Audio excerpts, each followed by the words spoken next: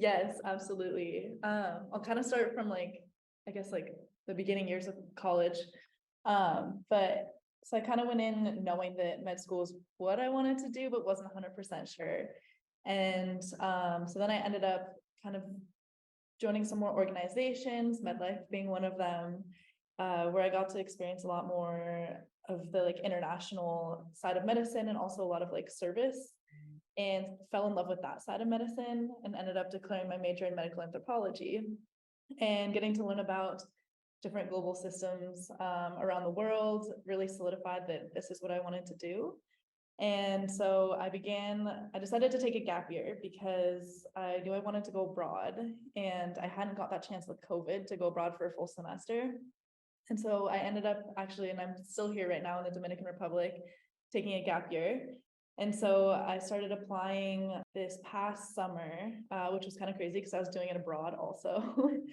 So I was in South America when I was applying, but it was a lot about writing a personal statement that I really resonated with and really talked about the mission and the type of doctor that I wanted to be. And I think that was kind of something that really pushed me over the edge when it came to applying and actually getting into med school, was having something that I really cared about, and it actually talked about who I was and what I wanted to do. So that was the main thing. And then, yeah, I started doing interviews down here in end of November and found out, I think it was in May, I had found out about the two med schools. So it was really exciting. I would say I had an idea my senior year of high school because I really wanted to be a vet for a long time. Growing up surrounded by animals, I was like, yeah, I want to work with animals forever. And then I realized that being a vet, you have to be able to treat the animals that come in and see them in that condition. You can't communicate with them. And that was a really big thing for me. It was, I need to be able to tell my patient what I'm going to be doing and why I'm going to be doing it so we can be on the same page. And that wasn't really an option with veterinary medicine. So I kind of started to drift towards human medicine because I knew that I love the sciences and I found the human body fascinating, but I also wanted that humanistic side of it. And then again, throughout college, it was really reaffirming through a lot of the experiences that I got to have working with other people and just having a love for a connection, finding a connection with people and building those relationships. So it kind of mixed both of those passions that I have together. Medlife definitely impacted where my interests lie with medicine. So my first Medlife trip was actually my sophomore year, and I went to Peru. I had to go to Cusco. And that was the first time I'd seen medicine in a context outside of the US. And especially working with outside of the city and more of the rural areas and getting to work with the local doctors, that was really impactful for me. And understanding that medicine is so much more than just what you see on the surface, and that things such as not having access to clean water actually play a huge role in people's health and their lives. And that to be a good doctor, you need to be able to address those other aspects, that it's much more than just the physical.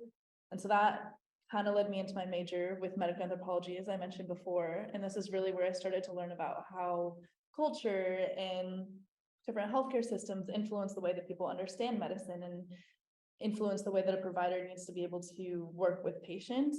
And so over time, that's how I ended up realizing that I wanted to do something with global medicine and also work with rural patient populations, and just kind of started going down that direction. Was after my first Medlife trip. And again, it was only reaffirmed when I got to go again after COVID, my senior year, when we went down to Ecuador. And I got to see some, it was cool because I got to compare the experiences, seeing some of the similarities and some of the differences. Seeing some of the similarities and differences, especially within the systemic issues that were seen in both Peru and Ecuador, but also that there were differences. And I got to see some of the nutrition side because we worked with a nutritionist in Ecuador, which I didn't get to see in Peru, and comparing the health of individuals in cities versus, a lot of the native communities that we were working in, and just how different that was. People were living in the same country, but they were facing different issues or different barriers, and it completely changed their health and the way that providers needed to work with them. So I thought that was really cool. Again, influenced the type of medicine that I want to go into. Well, first off, say absolutely do it. Join Medlife. It's an incredible experience, especially if medicine is something that you're thinking about. It'll give you a different perspective to it. I think it's easy to listen to stories of doctors in the US or you hear about people's parents who are doctors, you see TV shows, but that's not really what it actually is all about. There's so much more to medicine than that. And Medlife gives you that different angle, and it shows you what well-rounded medicine can look like. And I think that's essential. Again, as I kind of talked about, a lot of the social determinants to health are something that every doctor, I think, should learn about. And Medlife does a good job of teaching students how to see those in different contexts in that kind of area. So anybody who's considering it and considering medicine, I would absolutely say join Medlife, open your perspective, see different ways to practice medicine, work with different doctors, and see what sparks your interest and where your path ends up taking you.